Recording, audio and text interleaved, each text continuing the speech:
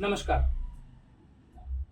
आज जो भाई साहब हमारे साथ हैं, अब तक आपने जितने भी वीडियोस देखे होंगे खास करके ऑफिस में, क्लिनिक में, तो अक्सर आप देखते होंगे वो हमारे आसपास के इलाके के ही होते हैं और बहुत मुश्किल से आपने देखा होगा जो दूर से होते हैं और वो क्लिनिक विजिट करते हैं। तो ऐसे ही एक भाई साहब हमारे साथ हैं और हम कोशिश करेंगे थोड़ी-सी सबसे पहले उनके बारे में जानकारी लेने का और उसके बाद जानेंगे कि जो उनको फ्रैक्चर हुई थी, वो किस प्रकार से हुई थी और वर्तमान में वो कैसे हैं। नमस्कार। आप थोड़ा-सा अपने बारे में बताएँगे, आप कहाँ से हैं और क्या काम करते हैं? जी, मैं पहले कंपनी में काम करता था नागपुर में। उसके बाद जैसे मेरा एक्सीडेंट हुआ तब से काम करना बंद कर दिया मैंने, क्योंकि 1.5 साल लगे मुझे, मतलब थोड़ा ये होने थोड़ा ठीक होने में। ये लगभग कम से कम 1 साल 6 महीने में बेड पर ही था। 6 या 7 महीने मुझे बेड पर रहना पड़ा कि हड्डी इतना ज़्यादा टूटा था, पूरा टिबिया पैर, दोनों पैर टूटे थे सर, दोनों पैर। कब ये एक्सीडेंट हुआ था आपका? ये 24। हाँ, 2024। ठीक है। फ्रैक्चर वो मेरा टिबिया पूरा चूर-चूर हो गया था। अच्छा। पूरा। और फिबुला भी वो भी हुआ होगा। और मेरे को इलिजारो बोल रहे थे, एलिज़ारो। मतलब सजेस्ट किया था डॉक्टर ने। वो इलिजारो के लिए मैं तैयार नहीं था। इलिजारो मतलब वैसे उससे पहले भी उन्होंने वो उसको क्या बोलते हैं, ऐसे जो लगाते हैं ऐसे फिक्सेटर। फिक्सेटर लगाया था। इन्फेक्शन होने की वजह से मैं डर रहा था बहुत सारा, क्योंकि वो लगाने के बाद वो लगाने वाले थे बोर वाला इलिजारो। तो मैंने सोचा कि इसमें मेरा ऐसा हाल है, इलिजारो में क्या हाल होगा। और वो लोगों ने मुझे बताया था कि इलिजारो करने के बाद भी कम से कम 1 या 1.5 साल घर में रेस्ट करना पड़ेगा। एलिज़ारो लगाने के बाद भी आपको साल 1.5 साल घर पे रहना है। हाँ, घर पे रहना है। अच्छा। बाहर काम के लिए नहीं जा पाता। हम्म। और दूसरी बात, उस पर भी बोन ग्राफ्टिंग का डर था। फिर ग्राफ्टिंग भी होती? हाँ, हो सकती थी और ऐसे बोल रहे थे डॉक्टर। और वो हो जाने के बाद में हर महीना जाना पड़ता है, वो उसका स्क्रू वगैरह मंथली विजिट के लिए। हाँ, स्क्रू वगैरह कसने के लिए जाना पड़ता है। और इन्फेक्शन भी होने की चांसेस थे, बहुत ज़्यादा चांसेस थे। तो इन्फेक्शन से मैं इतना डर गया था कि बहुत दर्द होता था इन्फेक्शन जब होता था मेरे पैर में। उसके पहले इलिजारो के पहले जब फिक्सेटर था तब वो इसलिए मैं डर गया था, इसलिए मैंने मना कर दिया। मना करने के बाद में मैं हॉस्पिटल से वापस आ गया घर में। घर के लोग बोले वापस क्यों आए, वापस मतलब जान, मतलब उनको जबरदस्ती लेके आया घर, मेरे को नहीं करना है।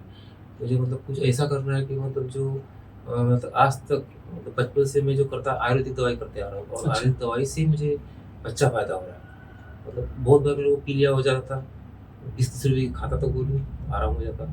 मतलब हर चीज़ में मुझे आयुर्वेदिक ही साथ दिया आज तक। तो मैंने सोचा कि आयुर्वेदिक दवाई लगाने से ही मेरा पैर ठीक हो सकता है, मुझे पक्का विश्वास था।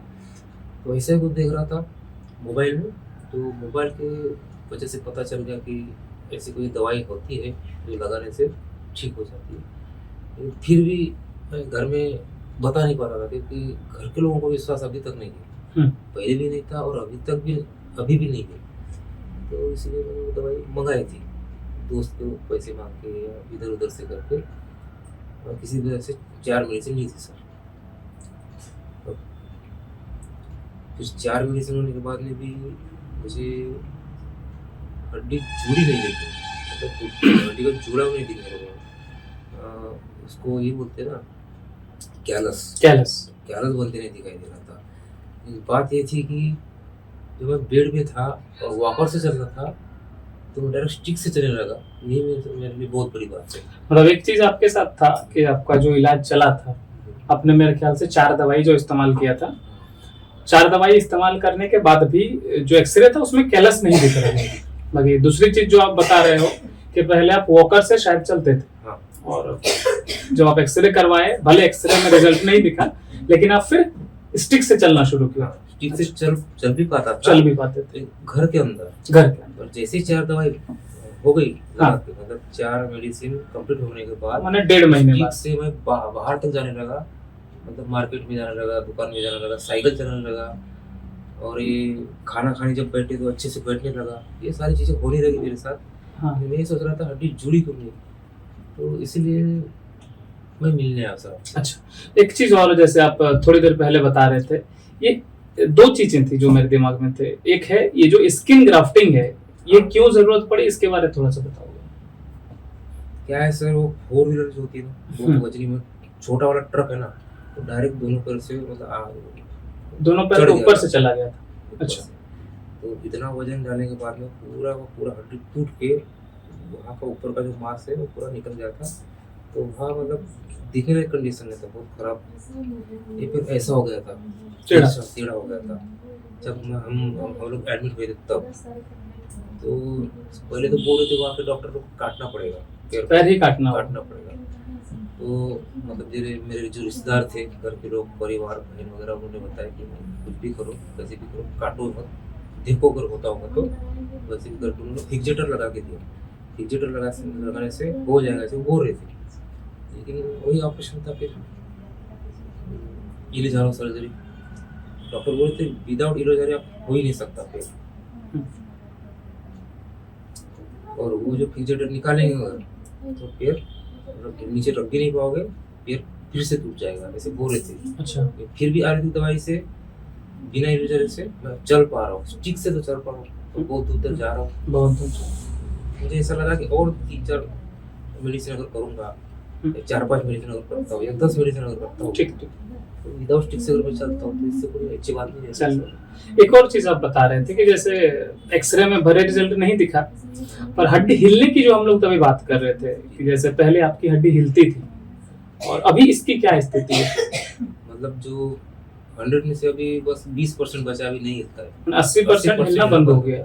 90 भी बोल सकते हैं, 80 भी बोल सकते हैं। ये हिलना बहुत कम है। ये तब हुआ है जब आपको एक्सरे में 0% कैलस दिख रहा है। हाँ, एक्सरे में 0%। ये चीज आपके साथ ही नहीं, मेरे ख्याल से 2025 में 2 या 3 लोगों के साथ ऐसा हुआ था कि भी आप इंटरनल तरीके से, माने आंतरिक रूप से आप रिजल्ट आप महसूस करते हो, आप देख सकते हो। बाकी जब बाहर में हमको एक्सरे में प्रॉपर कैलस दिखने का हो तो वो कैल्सिफिकेशन फिर किसी का वो नहीं होता है। इसमें 2 ऑप्शंस होते हैं। जैसे जनरली हम लोग देखते हैं, लोग 2 तरीके की चीजें करते हैं। या तो वो इंसान इलाज छोड़ देता है, ठीक है, और वो फिर जाकर के बोन ग्राफ्टिंग करवा लेते हैं। या तो अगर वो थोड़ा सा संयम शक्ति रखते हैं, पेशेंस रखते हैं, तो फिर अगला 1.5 से 2 महीने के अंदर में उनको अच्छा खासा रिजल्ट दिखता है, ठीक है। यही चीज है कि आप में समझ कितनी है, आप कितना सब्र रख पाते हो। आगे ऐसा नहीं है कि रिजल्ट नहीं आएगा। अगर आंतरिक रूप से आपको रिजल्ट दिख रहा है तो मेरे ख्याल से बाहर से भी दिख जाना चाहिए, ठीक है ना। अच्छा, और दूसरी चीज, जैसे अभी आप जो आए हो, आपका रेलवे स्टेशन कौन सा है, और आप जो आए थे उसका यात्रा के बारे में अगर आप थोड़ा सा सहज हो तो आप बता सकते हो। मैं गोंदिया से आया था, क्योंकि वही रेलवे स्टेशन हमारे पास में है। महाराष्ट्र और छत्तीसगढ़ का जो बॉर्डर है। हाँ, छत्तीसगढ़ का बॉर्डर है। हाँ, गोंदिया स्टेशन। गोंदिया स्टेशन। मतलब पूरा गोंदिया से ट्रेन निकलती है तो छत्तीसगढ़ पार होके ये टाटा नगर, झारखंड घुसती है। झारखंड इतना दूर आना पड़ा। मतलब मैं दिखाने आया था सर, अब क्या करें, ठीक, क्योंकि इसमें तो फर्क तो मुझे दिखा।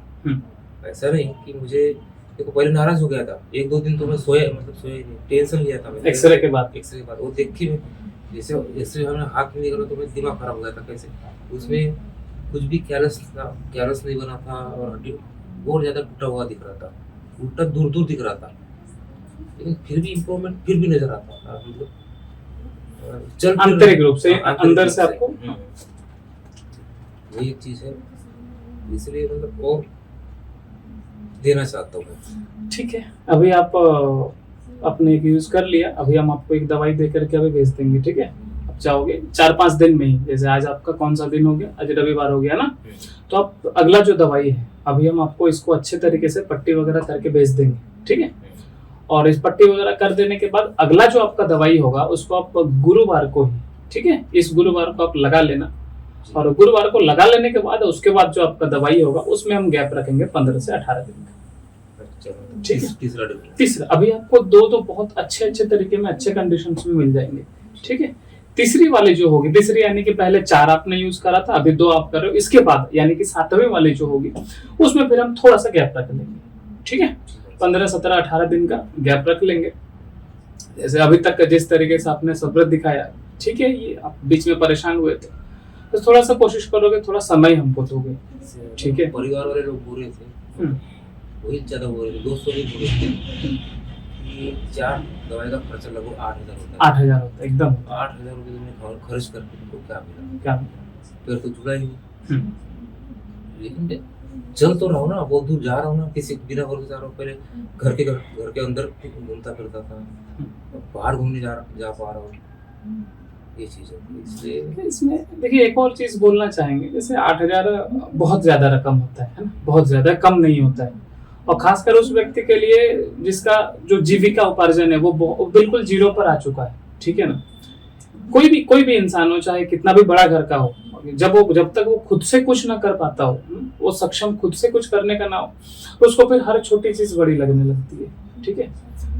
और अभी हम जैसे 8,000 को एक तरीके से देखें तो बहुत ज्यादा है, दूसरे ही हाँ, पैसे से हिसाब से देखिए तो बहुत ज्यादा है, बहुत ज्यादा है। लेकिन अगर आराम के हिसाब से देखें तो मेरे लिए बहुत ही कम था, यही- ना के बराबर है। यही क्योंकि चीज़। क्या है, ये यूज करने से पहले मेरा हाल अलग ही था, मतलब बेहाल का था। अब जो है वो आप तक आप पहुंचा हो अकेला, बिना किसी सपोर्ट के साथ, बिना किसी दोस्त के साथ, तो ये बहुत बड़ा आप तक पहुंचो। कल जब हम लोग ये चीज सुने कि ऐसे आप आए हो बिना इन्फॉर्म किए, सबसे पहले चीज कि आप इन्फॉर्म भी नहीं कर पाए, और रेलवे स्टेशन में रुक करके जब आप आए, तो ये चीज सुने तो थोड़ा सा, पहला चीज तो सबसे पहले आश्चर्य लगा, और दूसरी बात बुरा लगा थोड़ा सा कि भाई ऐसा कैसे है?